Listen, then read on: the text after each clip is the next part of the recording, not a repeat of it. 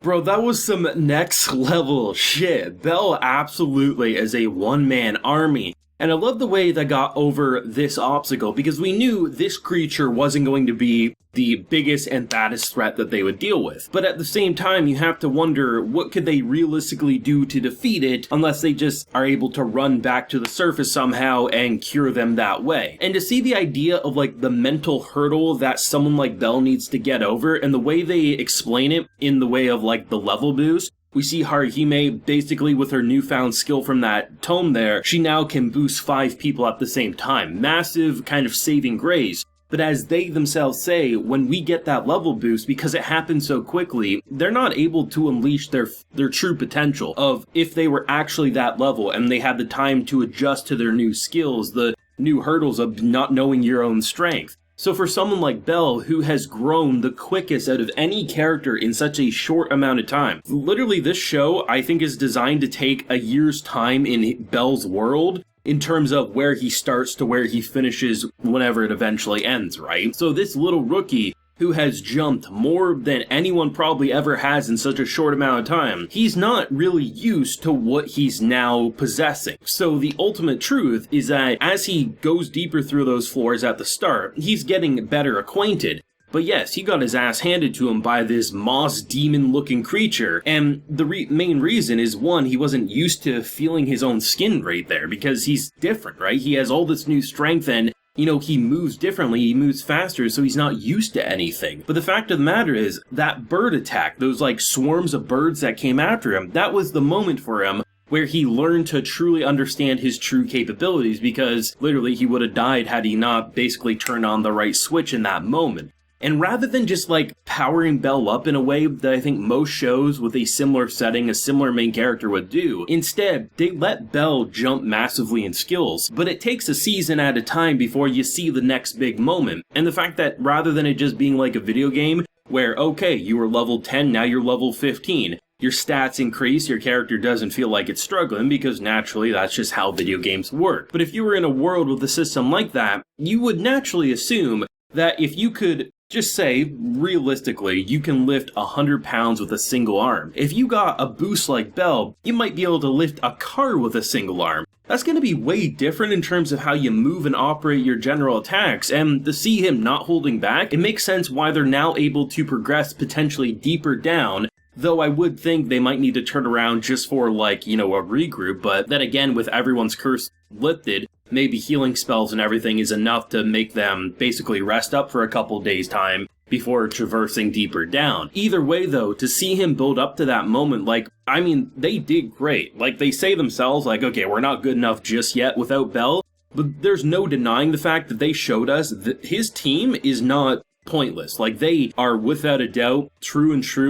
warriors. Like, the fact of the matter is, all the injured ganging up at the end saying, you know what, we can't just sit by, we were gonna die anyway if you didn't come, let us die by your side at the very least. And the fact of the matter is, you have someone who right now is just a supporter, right? She's trying her best to find a solution, but there's not much that she can do, right? Because ultimately she knows Bell would never leave anyone behind, and she stood her ground, and I thought it was like that morale boost that they definitely needed. But when you see characters like Aisha just absolutely wounded, like that parasitic attack that just, one, corrupts her, but two, feels like it almost ripped her arm off, I mean, there's not much hope there, all things considered, even if they definitely are doing their best. The big thing, though, is without Haruhime's massive boost on 5 of them at once, they would have died before Bell got there. There's no way around that, because one person wasn't enough to defend. And the fact that you have this creature that there's this moment, right? After they initially kill the first wave, the creature picks up all of the crystals and then smiles. It has this goddamn glare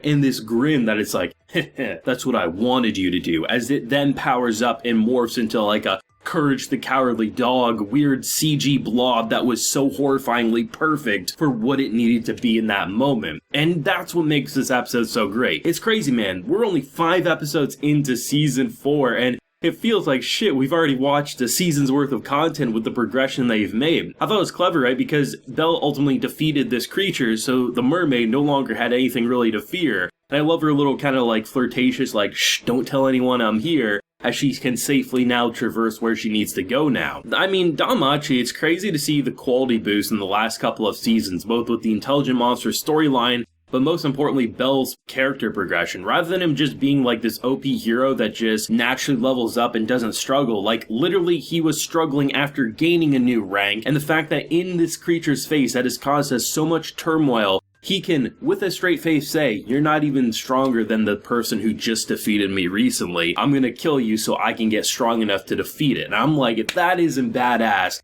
I don't know what is. I used to be fine with Bell as a character, like he was enjoyable, but not a character who hypes me up more often than not. Yeah, he has some cool fight scenes, but it's more of the general story and the progression of where it all takes us that made me like this show. But I truly love Bell's character at this point in time, and I think this season is definitely the turning point for him really becoming someone who elevates an already enjoyable show into a new tier altogether. Episode was beautifully animated, camera work on point with the speed of him bouncing around, and just the excitement you got. You felt as proud as the characters watching him, saying, we really thought they were about to see a couple of characters die, and even though they all got out of this one alive, we know they won't all get out of the next one, or potentially the next one, or 10 fights from now. There is a threat of death, it's just the way they overcame that threat of death feels very believable, based on the mechanics, based on the situations, and based on the preparation that they took prior. They could have easily had no preparation going into the dungeon and just kicked off, but the fact that the first episode was that preparation, giving Haruhime the tome and everything like that, it just feels like it covers its tracks, so you can leave an episode feeling hyped up but not feel like anything was pulled from their ass, but rather